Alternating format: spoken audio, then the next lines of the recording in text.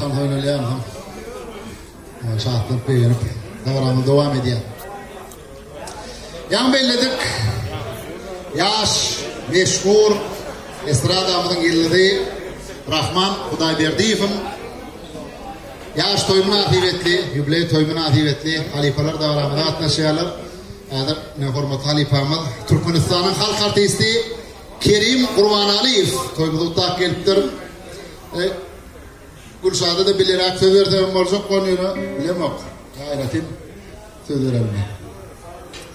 Türkmenistan'ın halk artisti Kerim Kurbanaliyev devamında tutmasın. İdinin azayip aydınlar toymunu soğuk etsin. Sonra ağırda duran halifaları hayret yüzünü geçireyim.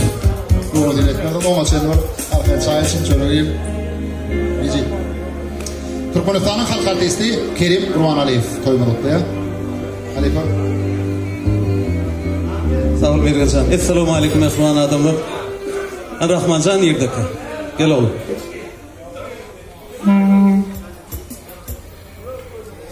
Şun bir acayip gün sebebi halka hizmet ediyen yiğitler elmada mağruyup köşk oluyorlardı. Şun hem mesela senetkarlar üşüttürler. Rahmancan'ın bir hayratiyliği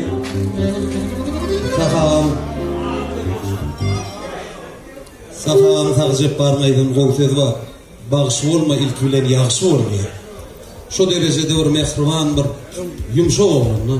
Kolu yumuşak oğlanı ileyenin şu sebebi Halife Manverdat'tan diyer ki halkın içinde olacak buradan tuğuşun tüylü olmalıdır dedi. Her hiltim görür. Şunun için şu da aklın hemmetine şu yaşım ortafer geçip bileyen adam yine de safı ıssadın tağcep barmaydın gol söz var. Bağışı deyip kime diyerler deyip soru verdiler de. Fakağa diyor. Onun ayıttı diye bağışı deyip çünkü halifaların aydımını ölçü bir oğdurlap halka yetirip söydürebilen ana şu bağışıdır diye ayıttı. Şu Rahmancan şu gel bağışlamıyor. Sebebi halifası Nur Muhammed Meredik. Ben yeğenim onunla Didarcan'ım o tüşüyorlardı Nurcan'la olmadı. İlkinci var. Birinci tatır Nur neresi toyu çıkanladı. Ben yanımdaki siz oğlancık kuşun aydıma çıkanladı. Şunun mehrimanı şu bir halifalardan, ıslatlardan öğrenli de yol koydu, iyi de koydu. Onun son yolu, şu yolu, halifalar yolunu sen balam devam edip atıyorsun. Canın sağ olsun, başını dik bordun. Şu yaşında sen şu an bir dörötçü, iyi işleyecek, bir kucur gayratın menleyip duran vaktida. Son için aydımlar döröt, öğren halifalardan, öğrenmeklik olur. Teslikten beyiklik, bilmeyen adını öğrenmeklik. Son için hemme taraflayın, anırdı halifa deyip de ilkinci halifanın mantafon olsun diyedi. Köp dinleyen, köp bağışçılar dinleyen, köp ıslatlar dinleyen, hepsinden öz şarım. Sen balam şolattan gelmesin alayanı olan, qoğunup geldik şuma köyün arasında olsa doğru. Bir kutlak giderliydik, sağının sağ olsun, başını dik borsun, bağlılığın arasın Allah'ım. Ağrıyım bunun köp borsun Allah'ım, şu hafiyetini, şu borçunu hiç vaat yitirme. Ve halk halıktır, halk bileyendir, kimin yere çekmeli, kimin kadrini bilmeli, son için ömrün ulap borsun.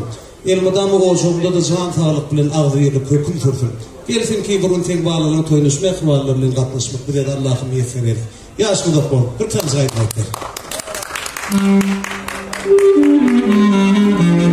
Türkmenistan'ın halk artisti Kerim Kurbanaliyev davranışla azayip ayetler devam eder. Dinleyen de yeter.